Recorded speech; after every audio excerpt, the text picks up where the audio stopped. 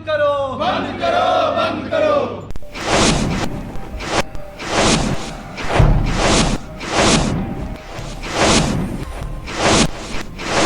नमस्कार, मैं सम्राट। आज हमारे नए चैनल में आपका स्वागत है। पटना के विद्यापति भवन में बिहार मुख्य पार्षद महासंघ का गठन किया गया। नगर निकाय की समस्या एवं निराकरण पर एक दिवसीय संगोष्ठी रखी गई।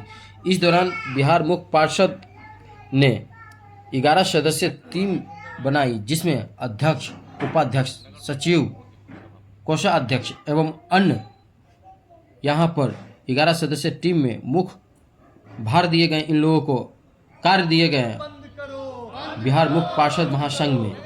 इस दौरान इन्होंने अपने हक अधिकार को लेकर बिहार सरकार के खिलाफ एवं अपने हक अधिकार को लेकर नारेबाजी की एवं अपनी समस्याओं को साक्षात किया मीडिया के सामने। और इस दौरान आइए जानते हैं क्या कुछ कहना था इनके शीर्ष नेतृत्वकर्ताओं का।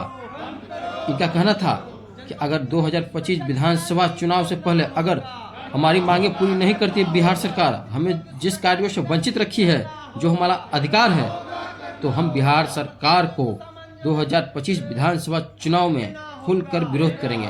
तो आइए जानते हैं इस दौरान क्या कुछ कहना था बिहार मुख्य पार्षद महासंघ के शीर्ष नेतृत्वकर्ता का। तो आइए जानते हैं इन्हीं के जुबानी। हमारे चलो बने रहिए, देखते रहिए विशेष रिपोर्ट। धन्यवाद। के लिए जो अमेंडमेंट किया जा रहा है, उसी के खिलाफ हम लोगों ने एक आवाज़ उठाने के लिए एक प्लेटफॉर्म तैयार किया है। और आज इस महासंघ में एक निर्णय लिया गया कि इसमें अध्यक्ष, सचिव, कोषाध्यक्ष का चुनाव किया गया और साथ में कोर कमेटी का भी गठन किया गया। और हम लोग सब एक साथ मिलके बिहार सरकार के खिलाफ जो भी हमारे नियम में संशोधन करके हमारे अधिकारों का हनन करेंगे, उसके खिलाफ हम लोग माननीय उच्च न्यायालय में जाकर उसका विरोध करने का निर्णय लिए हैं। और साथ में ही जितने भी हमारे सक्षम पदाधिकार हैं, माननीय मंत्री जी, मुख्यमंत्री जी, उप मुख्यमंत्री जी, सभी से मिलके जो भी मुश्किलें आ रही हैं संघ में, उनको एक साथ हम लोग मिलके लड़ने का निर्णय लिए।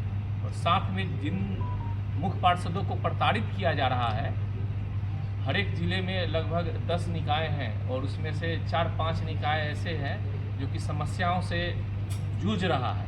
उसमें स्थानीय विधायक, स्थानीय सांसद और कहीं कहीं कार्यपालक अकेले ही प्रताड़ित कर रहा है। तो उन सब के खिलाफ भी हम लोगों ने यहाँ पे आज फैसला लिया है कि जब भी कोई संकट में होगा, पूरा संघ उनके साथ रहेगा और उसके लिए हम लोग केस भी साथ में लेंगे। आज जो है किन्हें अध्यक्ष, उपाध्यक्ष और कोषाध्यक्ष बनाया गया है, जानना चाहिए। आज अध्यक्ष के रूप में अररिया के जो नगर परिषद अररिया के अरवल के जो प्रतिनिधि हैं, मतलब अरवल के जो मुख्य पार्षद हैं, उनको बनाया गया है अध्यक्ष। और सचिव के रूप में मोतीपुर नगर परिषद जो में शिवम कुमार राघव, उनको बनाया गया सचिव। और कोषाध्यक्ष, संघ के कोषाध्यक्ष के रूप में सैफ अली हैं, नगर पंचायत माधोपुर सुस्ता, उनको बनाया गया। पार्षदों को स्थायी समिति में वरीयता नहीं मिलता, मेयर की मनमानी, क्या कहिएगा? पार्षदों को जो नगरपालिका अधिनियम 2007 में जो अधिकार दिया गया है, उसमें कहीं से हनन नहीं किया जाता है। अगर पार्षद अपना अधिकार पढ़ ले तो उसमें से उनका अधिकार का हनन नहीं होता है। सरकार ने जितना अधिकार दिया है उतना अधिकार उनके पास है। उससे ज़्यादा किसी, आप ये जान लीजिए कि ये जो नगर निकाय है, उसमें सभापति या अध्यक्ष का कहीं से अधिकार नहीं है किसी का हनन करने का।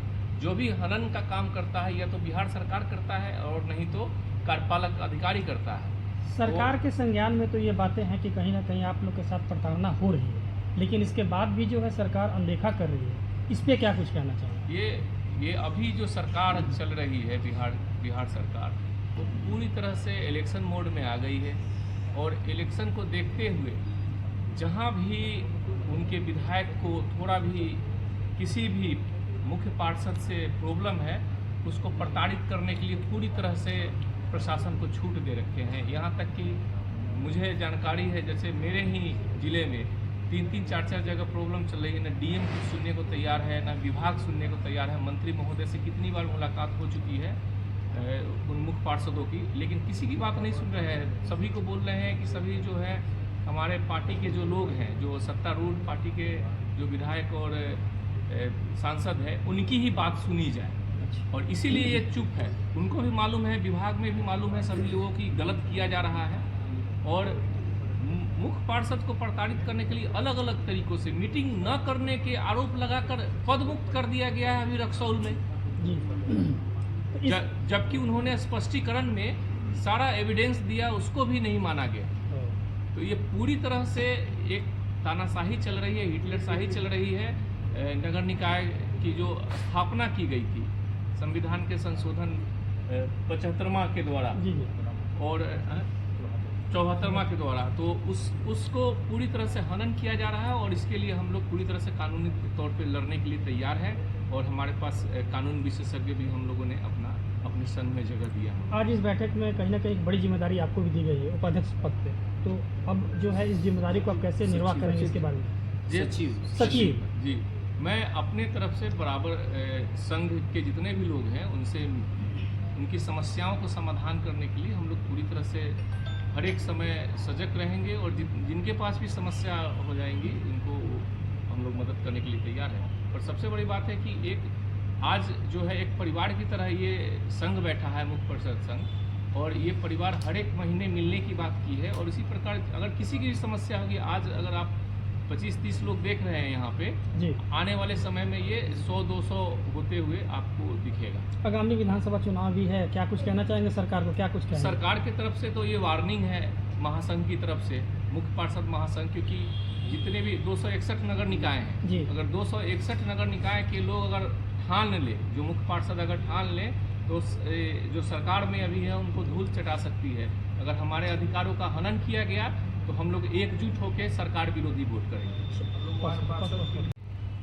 बैठक में जो प्रमुख मांग में था कि नगर निकाय में वार्ड पार्षद, उप सभापति और सभापति अध्यक्ष के लिए नगर निकाय के जितने भी जनप्रतिनिधि हैं सबका मानदेय जो है उसको बढ़ाया जाए। 1000 रुपया वार्ड पार्षद को दिया जाता है नगर पंचायत के, वो कहीं से भी सम्मानजनक नहीं है। तो उसके लिए हम लोग पूरी तरह से सड़क पे उतरेंगे, अधिकार में हनन कर रहे हैं उसके खिलाफ सड़क पे उतरेंगे। नगर पंचायत के अध्यक्षों को गाड़ी की सुविधा नहीं दी गई है, जबकि उप सभापति जो नगर परिषद के हैं उनको ये सुविधा दे जा चुकी है, क्योंकि जो सत्ता में कुछ जनप्रतिनिधि हैं उन लोगों के दबाव में किया गया, लेकिन जो संघ जो चाहती है उसके हिसाब से काम नहीं हो रहा है। तो इन सब मुद्दों पे सुरक्षा के लिए न ही बॉडीगार्ड दिया गया और न ही हथियार का लाइसेंस के बारे में जो आश्वासन दी थी पिछले मंत्री जी ने, वो भी अभी तक नहीं किया गया। सबसे बड़ी बात, संशोधन करके हर एक साल हम लोग का अधिकार का हनन किया जा रहा है।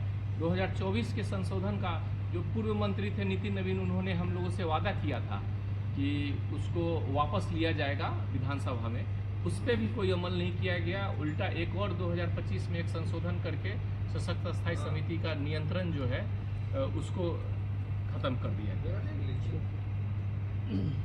22 के दिसंबर से शुरू हुआ, तब से लेकर के आज तक कई ऐसे संशोधन किया गया, कई ऐसे अधिकारों में कटौती की गई जो कि बिल्कुल वो नगर निकाय के कमज़ोर करने की दिशा में वो कदम सरकार का रहा है। तो हम लोग लगातार इसके लिए प्रयासरत हैं कि वो अधिकार जो नगर निकाय का होना चाहिए वो अधिकार वापस मिले। जैसे आप लोग एक देखिएगा कि पूरे बिहार में जो लाइट का टेंडर है वो बाहरी एजेंसी को दे दिया गया, पटना में बैठे बैठाए उनको दे दिया गया। अब वो स्थानीय निकाय में कहीं भी वो लाइट का कोई रिपेयरिंग नहीं हो रहा है, कोई जल नहीं रहा है, मगर फिर भी उसको बैठे बैठाए यहीं से पैसा मिल जाता है।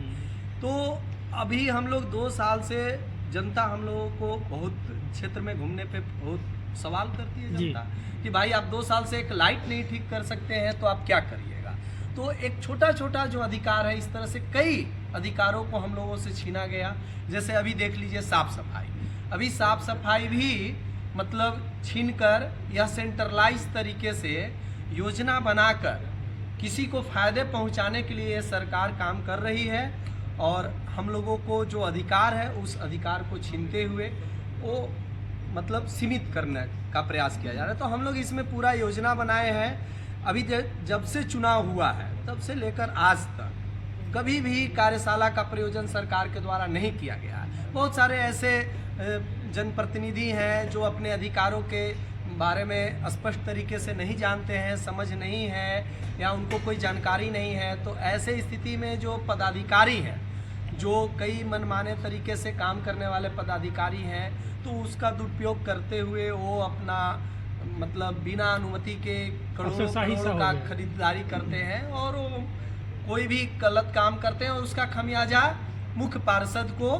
भुगतना पड़ता है, उनको पदमुक्त होना पड़ता है, उन पे कार्रवाई होता है।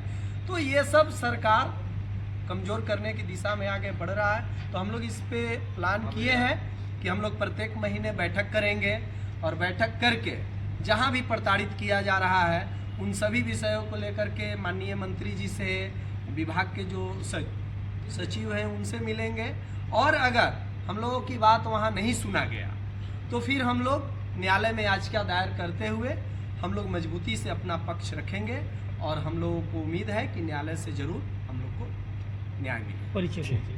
हमारा परिचय हुआ रामाकांत कुमार टुन्ना, हमारा नाम हुआ। नगर परिषद अरवल के पूर्व अध्यक्ष हुए। अभी हमारा वहाँ नगर परिषद का हमारी पत्नी जो है वह अध्यक्ष। थोड़ा सा तो मैडम से गठन हुआ और इस मीटिंग में हम लोगों ने हमारे मुख्य पार्षद संघ को मजबूत करने के लिए इनके अध्यक्ष और सचिव और कोषाध्यक्ष का चुनाव किया, जिसमें रमाकांत जी इसके अध्यक्ष बने और रघुवेंद्र जी सचिव बने, सैफ अली जी कोषाध्यक्ष बने। इसके लिए उनको बहुत बहुत बधाई।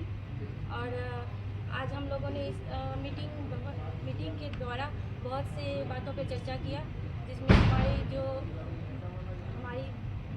अधिकार का जो हनन हो रहा है उन पे बहुत चर्चा हुई और हम सभी ने निर्णय लिया कि हमारे जो अधिकार का हनन हो रहा है उनके लिए हम लोग तत्पर रहेंगे और हमारे संघ के द्वारा अधिवक्ता का भी चुनाव किया गया और जो भी मुद्दाएं होंगी सब मिलके अब पूरे संघ के साथ मजबूती के साथ हम लोग इसका विरोध करेंगे। बंद करो, बंद करो, बंद करो। नगर निकाय को बर्बाद करने की साजिश नहीं चलेगा, नहीं चलेगा, नहीं चलेगा। सभापतियों को अपमानित करना बंद करो, बंद करो, बंद करो। जनप्रतिनिधियों को अपमानित करना बंद करो, बंद करो, बंद करो। जनप्रतिनिधियों के अधिकार की कटौती करना बंद करो, बंद करो, बंद करो। जनप्रतिनिधियों की सुरक्षा की गारंटी करना होगा, करना होगा, करना होगा। जनप्रतिनिधियों की सुरक्षा की गारंटी करना होगा, करना होगा, करना होगा। जनप्रतिनिधियों को सम्मानजनक देना होगा, देना होगा।